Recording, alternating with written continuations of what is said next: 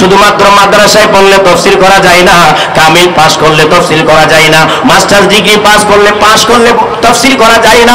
ইনিও কামিল পাস, আমিও masters degree pass, Dhaka বিশ্ববিদ্যালয়ে এমপিল করছি, কিন্তু আমারও সেই সাহস জাগবে না যে আমি তাফসীর লিখব। আল্লাহর ওলিরা বলেন, ইমামরা বলেন, একটা কোরআনের তাফসীর করতে গেলে এক ধরনের জ্ঞান দিয়ে হয় না, মিনিমাম 27 ধরনের জ্ঞান লাগে।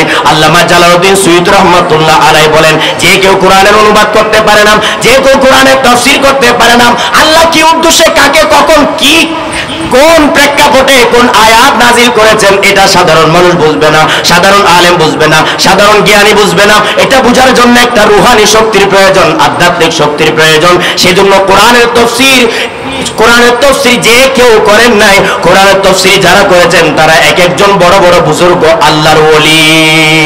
সুবহানাল্লাহ, ঠিক না বেঠিক? কোন মাদ্রাসার প্রিন্সিপাল হয়ে গেলে কোরআনের তাফসীর লিখে ফেলতে পারবো এমন কোন শক্তি নাই। যতই তাফসীর দেখবেন, কোন না কোন ওলি আল্লাহর সোহবতে, একজন আধ্যাত্মিক গুরুর সোহবতে, যাদের সাথে আল্লাহর রাসূলের সম্পর্ক, নূরের সম্পর্ক, আলোর সম্পর্ক, কারবালার সম্পর্ক, তারাই কোরআন বুঝতে পারেন, কোরআনের সঠিক ব্যাখ্যা দিতে পারেন। ঠিক না বেটি? আল্লাহ রাব্বুল আলামিন বলেন, ইউদিল্লু বিহি কাসীরা ওয়া ইয়াহদি বিহি কাসীরা।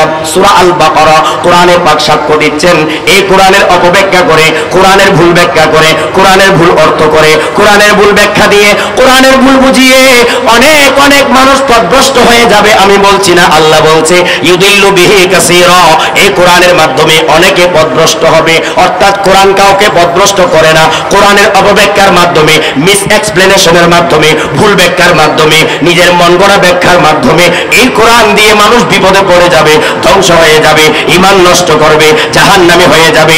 আল্লাহ রাব্বুল আলামিন বলেন, ওয়া ইয়াহদি বিহি কাসীরা, এই কোরআনের সুব্যাখ্যার মাধ্যমে, সুন্দর ব্যাখ্যার মাধ্যমে, ঈমানি ব্যাখ্যার মাধ্যমে, আল্লাহর রাসূলের প্রেমের ব্যাখ্যার মাধ্যমে অনেক অনেক মানুষ হেদায়েত পাবে।